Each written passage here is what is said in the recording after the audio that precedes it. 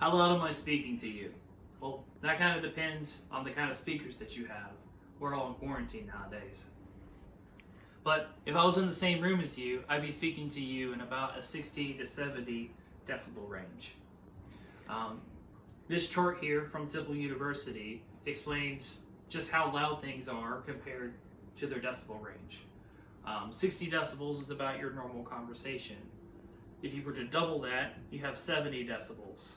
70 decibels is a loud dinner conversation. I have an example of a loud dinner conversation while I was in Austria with my wife. You would struggle to hear someone speaking next to you in a loud conversation. Thank you.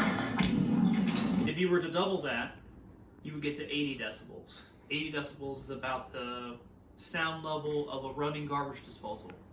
If you were to double that again, it would be as loud as a motorcycle or as wind noise going outside of your car. If you were in your motor vehicle and you were to roll down your window and stick your head out the window, the sound of the wind passing by your head would be about 90 decibels. So the problem is that wind noise is an ever-present threat to motorcyclist hearing, and it will eventually cause hearing impairment to every rider. Wind noise on a motorcycle can regularly reach 90 decibels, and that is equivalent to standing at the end of a runway as a 737 airplane comes in for a landing. 8 hours of exposure to this noise level can likely cause hearing damage. So how do we stop this? I'm a motorcycle enthusiast. I have protective equipment for nearly every piece of my body. I have a helmet for my head, I have my jacket for my body, I have gloves for my hands, I wear long pants, I wear boots. But one thing that was never really discussed with me was hearing protection.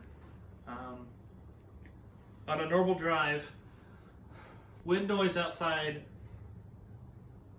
can be very loud. This is a recording of me riding on a motorcycle, and as you can tell, it's extremely hard to hear anything besides the voice inside of your head.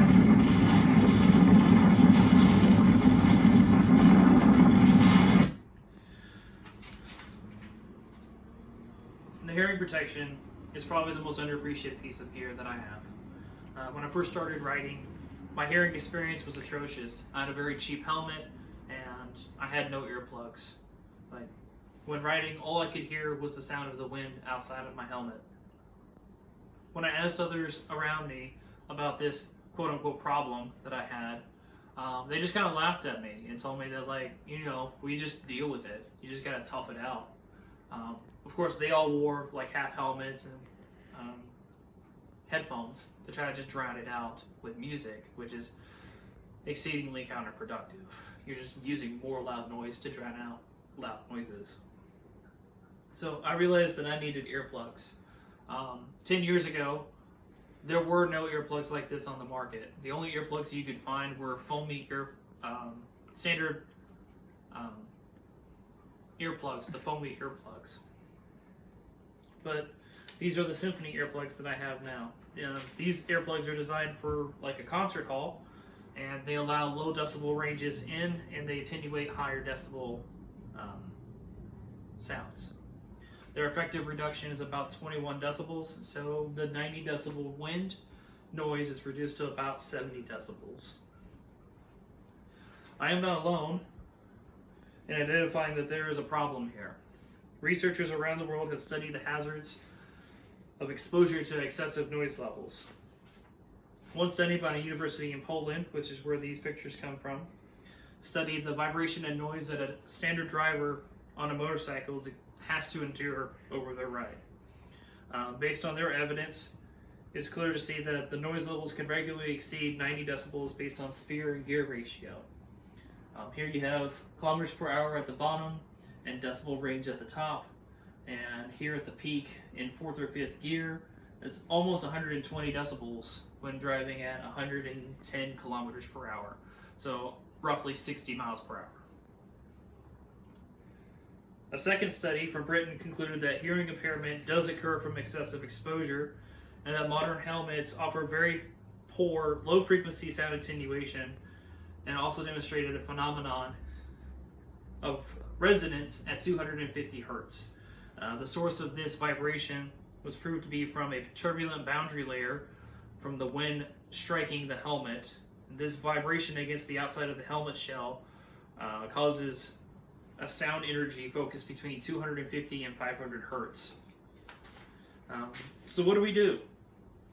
Until we get a soundproof helmet that can give live audio of your surrounding environment without also compromising the rider's health and safety in the meantime is truly developed and implemented, the only solution we have is hearing protection.